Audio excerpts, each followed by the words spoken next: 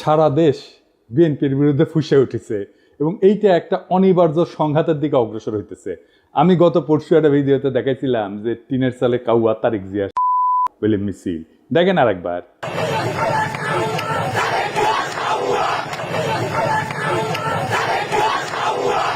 আজকে দেখেন একের পর এক মিছিল।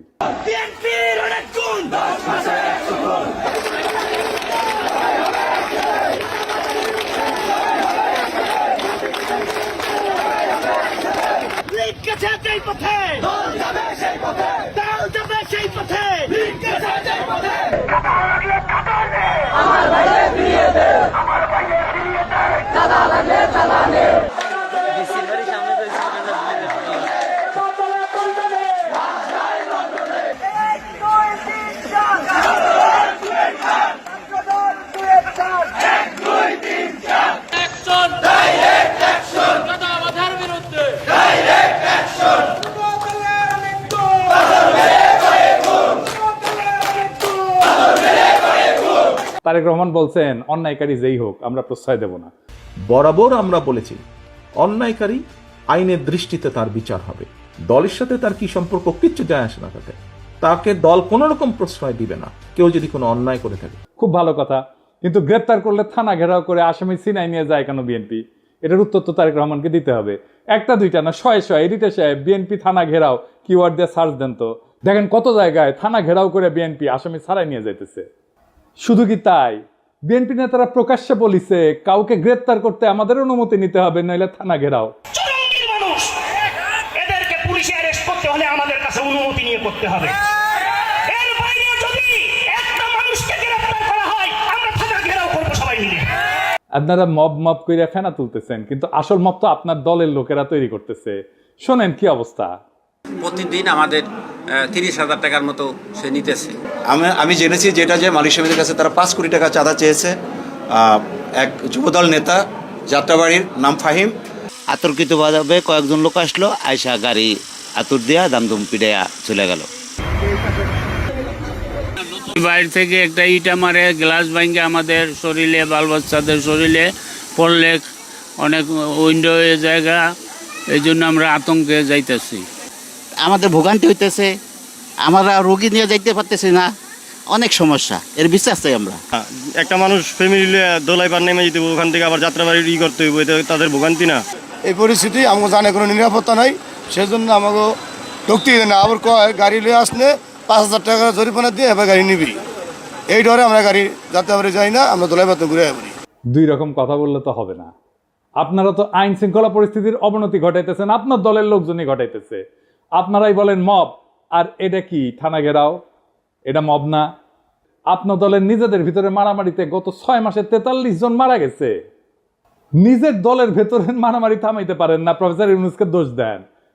আবার দেখেন বিএনপি অফিসে কে বা কারা ককটেল মারছে, এটা অতি জঘন্য কাজ হয়েছে, কিন্তু এর রিয়াকশন দেখেন। কিছুক্ষণ আগে বিএনপির পার্টি অফিসে ককটেল মারছে ওই রাজাকারের বাচ্চারা। এই সরকারকে সাবধান করে দিতেছি, কয়ে দিলাম অতিরিক্ত বাড়াবাড়ি করলে সরকার আমরা বয়সি, সরকার নামাইতে 10 মিনিট সময় লাগবো না। এই কুত্তা মার্কা সরকার নামাইতে আমাদের 10 মিনিট সময় লাগবো না, সাবধান করে দিতেছি। কিন্তু আপনার কর্মীদের মনে আত্মবিশ্বাসকে জাগাইছে যে 10 মিনিটে সরকার ফেলাই দিতে পারবে। হ্যাঁ, এতই হ্যাডম তা হাসিনার চোদনে বাংলাদেশের মানুষ 16 বছর ছিল কেন?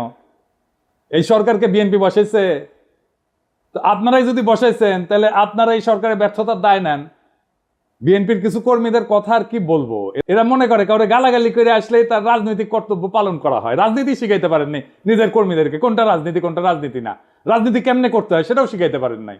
আমি মাঝে মাঝে কমেন্টগুলো দেখি, আপনাদের দেখাই। এই ভিডিওটা আপনারা দেখেছেন না? তারেক রহমানের বিরুদ্ধে যত রকম অপপ্রচার আছে সেগুলো ডিবাঙ্ক করা হয়েছে, মানে সেগুলোর বিরুদ্ধে বলা হয়েছে এবং সেগুলো দেখানো হয়েছে যে এগুলো অপপ্রচার আমি করেছি। আমি সেখানে এসে বিএনপি কর্মী গালাইতেছে, সে ভিডিওটা দেখেই নাই, থাম্বনেল দেখিছে। ওরে কেউ বলছে বা নিজেই বুঝিছে পিনাকির ভিডিও যা যা বিএনপির বিরুদ্ধে আছে তার নিচে গালাগালি করে আসবে। খবরদার ভিডিও কলে দেখবে না, ভিডিও দেখলে পিনাকি ডলার পাবে। তোমরা ভিডিও দেখলে ওই এত বড় লোক হবি যে হাইগার ডলারে পাশা মুসবি। ওই আইসা থাম্বনেল দেখিছে আর কপি পেস্ট মারিছে। এইগুলোই হইতেছে বিএনপির সমস্যা। এইগুলো চলে হুজুগে, ওই যে হুইনা মুসলমান আছে না, এগুলো হুইনা বিএনপি। আর এদেরকেই বিএনপি কন্ট্রোল করতে পারতেছে না। দেখেন কি বলে বিএনপির নেতা, রাজনৈতিক সংগঠন জামাত শিবিরকে উৎখাত করেই ছাড়বে। সে তার নেতার পক্ষ থেকে দ্ব্যর্থহীনভাবে বলতেছে এই শাহজাদপুর, এই সিরাজগঞ্জের মাটিতে জামাত এবং এনসিপি নেতাদের কবর রচনা করা হবে। শুনেন।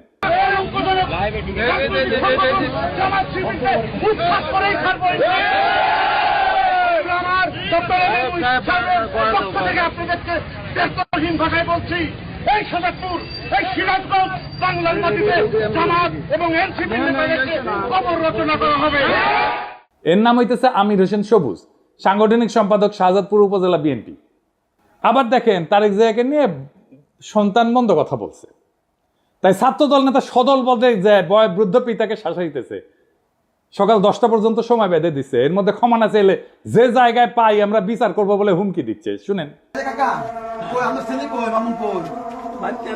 বাড়িতে থাকে না, আপনার মাস্টার মানুষ, আপনারা সম্পূর্ণ শ্রদ্ধা দিয়ে কইতেছি। হ্যাঁ, এই যে আপনার মাস্টার, আপনি মাস্টার, আপনার ছেলে তারেক রহমানের গালিগালাজ করে, তারেক রহমানের এই ছেলে।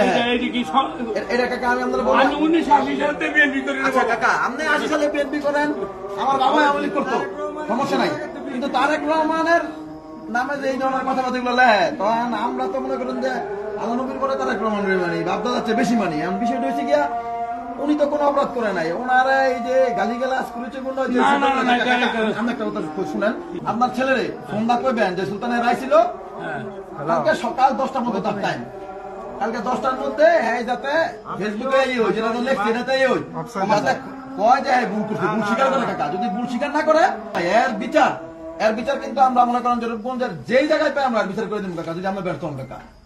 আর বৃদ্ধ পিতা হাত জোর করে ভয়ে কাঁদতে শুরু করছে, বারবার বলতেছে সন্তান ক্ষমা চাইবে। যে নেতায় কাণ্ড ঘটেছে সে বারবার বলছে যে সে এর কারণে সে বহিষ্কার হইতে পারে, কিন্তু এতে তার কিছু যায় আসে না, কারণ জানে বহিষ্কার হইলে তার দল বহিষ্কার প্রত্যাহার করবে আমাদের অগোচরে। এটা সময়ের ব্যাপার, বহিষ্কার কাগজের ব্যাপার। এইবার শুনেন। এটা আমি লাইভে আসছি কাকা, একদম মনে করেন যে সারা বাংলাদেশে দেখতেছে আমার নেতা একটা মানুষ দেখতে পারে, আমার বহিষ্কার করতে পারে, আমার কোনো আপত্তি নাই। যাই হোক, বিএনপি মানে শুধু এরা না, এর বাইরেও বিএনপি আছে, আর তারাই মেজরিটি যারা সত্যিকার অর্থে শহীদ জিয়ার আদর্শ আর খালেদা জিয়ার উত্তরাধিকার বহন করতে চায়। তাদের অনেকেই আমাকে গত ভিডিওর পরে ফোন দিছে, বিএনপির নানা পর্যায়ের নেতাকর্মীরা। অনেকে বলছে যে ভাই দিন শেষে আপনি ইলিয়াস আর কনক মিলা বিএনপির ড্যামেজ কন্ট্রোল করলেন, এখন অনেক পোস্টে হোস্টাইল রিয়াকশন কমেন্ট অনেক কমছে। অনেকে বলছে যে কাজটা ভালো করেন নাই বিএনপিকে রক্ষা করতে যাইয়া। আমি আসলে বিএনপিকে রক্ষা করতে যাই নাই, দেশের স্বাধীনতা সার্বভৌমত্ব রক্ষা করতে গেছি। আর বিএনপির ভুলগুলো ধরায় দেওয়া থেকে আমি সইরে আসি নাই। এখন কইবেন বিএনপিকে রক্ষা করলে বাংলাদেশের স্বাধীনতা সার্বভৌমত্ব, দেশের স্বাধীনতা সার্বভৌমত্ব কেমনে রক্ষা হয়? আসেন এটা না বুঝে দেখি বিএনপির সাথে স্বাধীনতা সার্বভৌমত্ব কেন যুক্ত। একটা আধুনিক রাষ্ট্রের স্বাধীনতা সার্বভৌমত্ব কেবলমাত্র তার ভূখণ্ড বা আন্তর্জাতিক স্বীকৃতির উপর নির্ভর করে না, বরং সেটা গঠিত হয়, তৈরি করতে হয় রাষ্ট্রের জনগণ, প্রতিষ্ঠান এবং রাজনৈতিক পরিকাঠামোর সমন্বয়। তিনটে জিনিস: জনগণ, প্রতিষ্ঠান এবং রাজনৈতিক পরিকাঠামোর সমন্বয়। এই কাঠামোর কেন্দ্রে অবস্থান করে রাজনৈতিক দলগুলো। রাজনৈতিক দল কেবল রাষ্ট্র ক্ষমতার প্রতিযোগী না, তারা রাষ্ট্রীয় কর্তৃত্বের সামাজিক অনুমোদনের ধারক, জন অভিপ্রায় প্রকাশের মাধ্যম এবং রাজনৈতিক স্থিতিশীলতার একটা মৌলিক স্তম্ভ। যখন একটা দেশের রাজনৈতিক দলসমূহ ধ্বংস হইয়া যায় বা তাদের কার্যকারিতা ভেঙে পড়ে, তখন সেই রাষ্ট্রের আন্তঃপ্রাতিষ্ঠানিক ভারসাম্য, জনভিত্তিক শাসন এবং কূটনৈতিক অবস্থান দুর্বল হয়ে যায়, যা সরাসরি স্বাধীনতা সার্বভৌমত্বের উপরে আঘাত আনে। কি জটিল লাগতেছে? আরো পরিষ্কার করে বুঝে দেখবো, আসেন বুঝে দেখি। রাজনৈতিক দল কিভাবে গণ অনুমোদনের একটা সাংগঠনিক রূপ। রাজনৈতিক দলগুলো একটা দেশের জনমতের প্রাতিষ্ঠানিক কণ্ঠ। দলীয় রাজনীতির মাধ্যমেই জনগণ রাষ্ট্র ক্ষমতায় অংশ নেয়। দল ধ্বংস হইলে বা নিষ্ক্রিয় হইলে রাষ্ট্রে জনসমর্থনের ভিত্তি দুর্বল হয়ে পড়ে, ফলে শাসন এবং সার্বভৌম কর্তৃত্বের বৈধতা প্রশ্নবিদ্ধ হয়। রাজনৈতিক দলগুলোর মাধ্যমে তৈরি হয় নীতি নির্ধারণের ধারাবাহিকতা এবং বিকল্প। স্বাধীনতা এবং সার্বভৌমত্ব রক্ষা করে দুইটা জিনিস: কূটনীতি আর নিরাপত্তা নীতি। এটার ধারাবাহিকতা এবং বিকল্প চিন্তা রাজনৈতিক দলগুলোর মধ্যে বিকশিত হয়। দলের অনুপস্থিতিতে এক কেন্দ্রিক নীতি নির্ধারণ শুরু হয়। যেই নীতিতে পাবলিক সাপোর্ট নাই সেই নীতি দীর্ঘমেয়াদে টেকে না। এই এক কেন্দ্রিক নীতি নির্ধারণটা কেমন একটু দেখিয়ে আসেন। আমি একটা এক্সাম্পল দিয়ে বুঝি। ভারত বাংলাদেশের রাজনৈতিক এবং অর্থনৈতিক স্বার্থ এক, এটাই ছিল হাসিনার কূটনীতিক স্ট্যান্ড। এটা এক কেন্দ্রিক নীতি। ওই যে আলগা মোমেন বলছিল না, ভারতের উন্নয়ন আমাদের উন্নয়ন, ভারতের বিজয় মানে আমাদের বিজয়। শুনেন, আমাদের বিজয় ভারতের বিজয়, বুঝছেন? আমাদের উন্নয়ন ভারতের উন্নয়ন, ভারতের উন্নয়ন আমাদের উন্নয়ন। এই কূটনৈতিক স্ট্যান্ড তো টিকে নাই। এটা হইতেছে এক কেন্দ্রিক নীতি নির্ধারণ।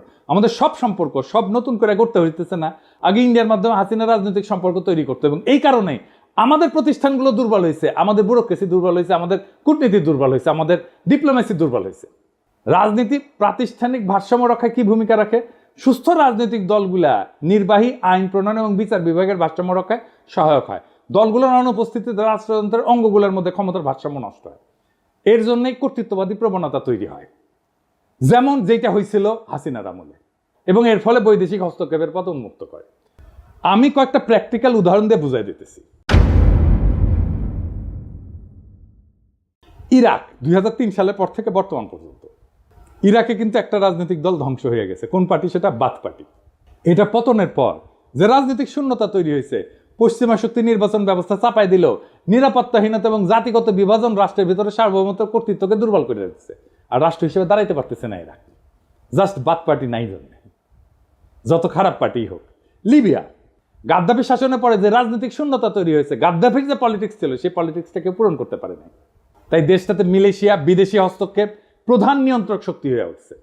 রাষ্ট্রের সার্বভৌমত্ব আজও পুনঃপ্রতিষ্ঠিত হয়নি।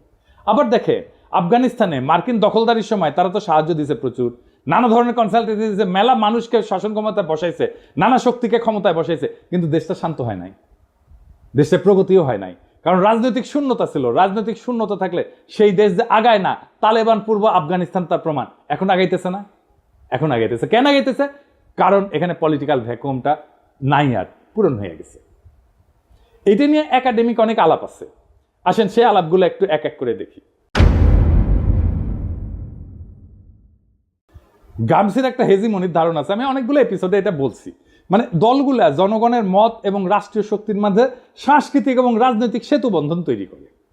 দল ধ্বংস হইলে এই হেজিমনিক বা কর্তৃত্বের যে ব্লক, এটা ভেঙে পড়ে। ফলে বিদেশি শক্তি এবং স্থানীয় সুবিধাভোগীরা নতুন করে ক্ষমতা নির্মাণে নেমে পড়ে, যেটা হয়েছে আজকে। হান্না আরেন্ডের পাওয়ার ভার্সেস ভায়োলেন্স বলে একটা তত্ত্ব আছে। ওখানে উনি বলছেন যে রাজনৈতিক দলের অনুপস্থিতিতে রাষ্ট্র জন্ম নেয় সহিংসতা নির্ভর প্রশাসনিক ব্যবস্থা, যার উপরে জনগণের কোনো কর্তৃত্ব থাকে না। এতে সার্বভৌমত্ব কেবল প্রতীকী থাকে, কার্যকর থাকে না। আর একজন দার্শনিক আছে ম্যাক্স ভেবার, এটা ওয়েবার বলে অনেকে, এটা উচ্চারণ আসলে ভেবার। তার একটা লেজিটিমেসি এবং অথরিটি বা কর্তৃত্বের বৈধতার তত্ত্ব আছে। উনি বলছিলেন যে একটা রাষ্ট্র কেন চলতে পারে, কেন মানুষ শাসকের কথা মেনে চলে, সেটা বোঝার জন্য আমাদের দেখতে হবে কর্তৃত্বের বৈধতা কোথায় থেকে আসে। উনি বলছেন যে 3 ধরনের শাসন থেকে কর্তৃত্বের বৈধতা আসে। একটা হচ্ছে ন্যাশনাল লিগ্যাল অথরিটি, বৈধ বা আইন ভিত্তিক কর্তৃত্ব, মানে যখন শাসকেরা নিয়ম করে নির্বাচিত হয়, সংবিধান আইন প্রতিষ্ঠা করে, প্রণয়ন করে, প্রতিষ্ঠানের মাধ্যমে রাষ্ট্র চলে। এই রাজনৈতিক দলগুলো এই ধরনের কর্তৃত্বের মূল মাধ্যম, কারণ দল নিয়ে নিয়ম মেনে প্রতিযোগিতা করে ক্ষমতায় আসা যায়। 2 নম্বর হইতেছে ক্যারিসমেটিক অথরিটি বা ব্যক্তিগত আকর্ষণে চালিত শাসন। কেউ হয়তো অত্যন্ত জনপ্রিয়, আবেগী বক্তা বা যুদ্ধনেতা, তাকে মানুষ অনুসরণ করে, তিনি নিয়ম বা আইনের চেয়েও ব্যক্তিত্ব দিয়ে রাষ্ট্র চালান। যেমন হইতেছে হিটলার, মোদি, গাদ্দাফি, এমনকি হাসিনাও, মুজিবও, মানে সোহরাওয়ার্দীর বডিগার্ড। 3 নাম্বার ট্র্যাডিশনাল অথরিটি বা ঐতিহ্যগত কর্তৃত্ব, মানে আমাদের পূর্বপুরুষরা মানত, ওরাই সবসময় চালায়, আমিও মানি, এই ধরনের আর কি। এটা রাজতন্ত্রে চলে, জমিদারি সামন্তবাদী শাসনে চলে। তাই ম্যাক্স ভেবার বলছে যখন রাজনৈতিক দল থাকে তখন রেশনাল লিগ্যাল কাঠামোতে চলে, নিয়ম আইনের প্রক্রিয়া। কিন্তু দল ভেঙে গেলে সেই জায়গাটা ব্যক্তির মোহ বা ক্যারিশমা অথবা ঐতিহ্যের দাবিদারি, যে ট্র্যাডিশনাল পাওয়ার, এটা নিয়ে নেয়। এতে শাসন অস্থিতিশীল হয়ে পড়ে, কারণ ব্যক্তি যদি মরে যায় বা জনপ্রিয়তা হারায় তখন শাসনের ভিত্তিও ভেঙে পড়ে। শাতাল মুফ ওনার নাম, আসলে এটা ওনার একটা তত্ত্ব আছে অ্যাগনোস্টিক ডেমোক্রেসি। উনি আমার খুব প্রিয় চিন্তক। ওনার নাম আমাদের দেশে কত পরিচিত না, আসেন আগে দেখি উনি কে। শাতাল মুফ একজন প্রভাবশালী বেলজিয়ান রাজনৈতিক তাত্ত্বিক, যিনি মূলত গণতন্ত্র, রাজনৈতিক দ্বন্দ্ব এবং হেজিমনি, মানে যেটা গ্রামসির তত্ত্ব, আগে প্রথমে বলছি কর্তৃত্ব, রাজনৈতিক কর্তৃত্ব, এই বিষয়ক চিন্তার জন্য খ্যাত। তিনি আধুনিক র্যাডিক্যাল গণতন্ত্রের অন্যতম প্রবক্তা। তার কাজের মূল বিষয়বস্তুর একটা হইতেছে অ্যাগনোস্টিক প্লুরালিজম বা বিরুদ্ধতাপূর্ণ বহুত্ববাদ। তো শাতাল মুফ মনে করে যে গণতন্ত্র মানে মতভেদের অবসান না, কিন্তু বরং গঠনমূলক দ্বন্দ্বের স্বীকৃতি। দেখেন বিএনপির মধ্যে মনে করে যে আমি যদি সমালোচনা করি আমি শত্রু, মানে তার সমালোচনা করাই যাবে না, সমালোচনা করলেই শত্রু, এবং ওইটা না করলেই ঐক্য নাই। এই গণতন্ত্রই বোঝে না, ডেমোক্রেসির আধুনিক ধারণাগুলো এদের মাথার মধ্যে নাই একেবারে। রাজনীতি মানে ঐক্য না, বিরোধ রাজনীতি। আমরা একে অপরকে শত্রু হিসেবে না দেখে বিরোধী বা অ্যাডভার্সারি হিসেবে মানলে গণতন্ত্র টিকে থাকে। ওনার একটা ধারণা আছে লেফট পপুলিজম বলে, তিনি যুক্তি দেন যে ডানপন্থী পপুলিজমের মোকাবেলায় বাম ঘেঁষা পপুলিজমের দরকার আছে, যেখানে জনগণের আবেগ, পরিচয় এবং প্রতিবাদ সংগঠিত হবে প্রগতিশীল রাজনৈতিক লক্ষ্য নিয়ে। তো ওই যে সাতালমুখ বলতেছে যে গণতন্ত্র মানে সবাই একমত তা না, সবাই মিলে ঐক্য তা না, বরং গণতন্ত্র মানে হচ্ছে নিয়ন্ত্রিত নিয়মতান্ত্রিক মতবিরোধ এবং বিরোধিতা এসে থাকবে, তবুও সবাই খেলবে একই নিয়মে। মতবিরোধের ক্ষেত্র তৈরি করে রাজনৈতিক দলগুলো একদল বলবে বাজার অর্থনীতি দরকার, আরেক দল বলবে সমাজতন্ত্র দরকার, আরেক দল বলবে ইসলামী অর্থনীতি দরকার, একদল বলবে আমার খেলাফত দরকার, একদল বলবে কর বাড়াও, আরেক দল বলবে কর কমাও। এই যে প্রতিযোগিতা এবং মতানৈক্য, এটার নামই হচ্ছে অ্যাগনিজম, মানে স্বীকৃত দ্বন্দ্ব। এতে জনগণের ইচ্ছা প্রকাশ পায়, নীতি পরীক্ষা হয়, ভুল ধরা পড়ে, বিকল্প ভাবনা আসে। কিন্তু দল ভেঙে গেলে কি হয়? আর কেউ প্রশ্ন তোলে না, আর কেউ বিকল্প দেয় না, শুধু এক শাসক বা এক গোষ্ঠীর মতেই দেশ চলে। এটাকে বলা হয় ওয়ান কালার অথরিটারিজম বা এক রঙের এক চিন্তার একচ্ছত্র শাসন। তখন রাষ্ট্র আর গণতান্ত্রিক থাকে না, হয়ে ওঠে এক পেশে আদেশের কারখানা। তাই রাজনৈতিক দল ধ্বংস হওয়া মানে কেবল একটা সংস্থা বিলুপ্ত হওয়া না, এটা রাষ্ট্রের গণতান্ত্রিক কাঠামোর অন্তঃসার শূন্য হয়ে যাওয়া, জনগণের প্রতিনিধির কণ্ঠ নিঃশেষ হয়ে যাওয়া এবং রাষ্ট্রীয় পরিসরে শূন্যতার সৃষ্টি হওয়া, যা বিদেশি শক্তি স্থানীয় শোষক শ্রেণীর হাতে রাষ্ট্রীয় নিয়ন্ত্রণের রাস্তা উন্মুক্ত করে দেয়। তাই স্বাধীনতা সার্বভৌমত্ব রক্ষায় রাজনৈতিক দলের বহুত্ব, কার্যকারিতা এবং গণভিত্তি অপরিহার্য। এবার প্রশ্ন উঠতে পারে, বিএনপি কি দায় নাই এই ধরনের ঘটনা ঘটায়? অবশ্যই আছে। বিএনপি বলতেছে তার দলের এই বেপরোয়া লোকদের ঠেকানোর জন্য রাষ্ট্র ক্ষমতায় যাওয়া দরকার। অদ্ভুত কথা, এই তত্ত্ব দিতেছে বিএনপির লোকেরা। বিএনপি কিন্তু এই কাজ করতে গিয়ে জন্ম দিছিল র্যাব, নিজের দলের গুন্ডাদের সামলাইতে পারতেছিল না, তাই র্যাব বানাইছিল। বিএনপির এইসব সোকল্ড ইন্টেলেকচুয়াল ইনফ্লুয়েন্সারদের সাথে কথা বলতে যাওয়াটাও একটা যন্ত্রণা। খোদা তাআলা আমরা এমনই কপাল দিচ্ছে যে নিরেট মূর্খ প্রফেশনালি আনসাকসেসফুল লোকগুলার রেফারেন্স দিতে হয়, একেবারে মূর্খ, কিছু জানে না। ইলিয়াস আমার উপরে খুব খেপা, এই জন্যে খুব চেতিছে। ইলিয়াস কয়, দাদা আপনি এইগুলারে কেন মেনশন দেন? ওদের জীবনের সবচেয়ে বড় পাওয়া পায়ে গেছে, কিন্তু এইগুলো গুরুত্বপূর্ণ, কারণ এরা যে কি মাল সেটা বিএনপির কর্মীদের বোঝা দরকার। তো কারণ বিএনপির কর্মীরা তো ওদের দিকে তাকায় থাকে, ওরা কি লেখে দেখে এবং সেটা অনুযায়ী কাজ করে। তো বিএনপির কর্মীরা বুঝবে না যে সে কাকে ফলো করতেছে, তাকে কে ইনফ্লুয়েন্স করতেছে, সেটা দেখবে না, দেখার দরকার আছে তো ইলিয়াস। তাও আসেন আমি বিএনপি ওয়ালাদের দেখাই, দেখানো দরকার। এটা আমি এইভাবে সব কয়টার বিএনপির অনলাইন কুতুবদের দেখাবো। একটা মানুষ দুনিয়ার জন্য কতটা ইউজফুল এটা বোঝার জন্য আপনি দেখবেন তারে কেউ রিক্রুট করছে কিনা, তাকে কেউ চাকরি দিছে কিনা, তারে কেউ বেতন দিয়া পালে কিনা, সে কি কাজ করে, কি কাজ করে খায়, পেট চালায় কি করে, তার সাথে প্রফেশনালি কে কানেক্টেড, এটা পাবেন আপনি লিঙ্কডইনে। আমি নিজেও একটা ঠাপ খায় এটা শিখেছি। কলে আমার কাছে দাবি করেছিল একজন পিএইচডি আর ইউনিভার্সিটির টিচার, তো ওই লিঙ্কডইনে গেলে কলে আমি বুঝবার পারলাম যে ওই ক্যাঙ্কা পিএইচডি আর ক্যাঙ্কা ইউনিভার্সিটির টিচার। তো বিএনপির এই অনলাইন কুতুব লোকে বলে বিরিয়ানি আলম, কারণ বিরিয়ানির দোকান থেকে টেকা নেয়, সে দাবি করে সে মার্কেটিং করে দিছে তাই টেকা নিছে, ফেয়ার এনাফ। কিন্তু কামটা করে কি, যে এটা কি কোথায় রিক্রুট করে, ওটা উটি আছে, হ্যাঁ, একটা কনস্ট্রাকশন সার্ভিস দেয়, এরকম কোম্পানিতে কাজ করে। কি কনস্ট্রাকশন সার্ভিস দেয় সেটা হইতেছে সে কোম্পানির নির্মাণ সামগ্রী পরীক্ষা করে, যেমন কংক্রিট, অ্যাসফল্ট, মাটি, এগুলোর গুণগত মান নিশ্চিত করে। আর কি, এই অগ্রগতি পর্যালোচনা করে, প্রজেক্টের অগ্রগতি পর্যালোচনা করে, নির্মাণের বিভিন্ন পর্যায়ের নিরাপত্তার দিক যেমন কোড ফলো করতেছে কিনা, এগুলো খুঁটিনাটি পরীক্ষা করে দেখে।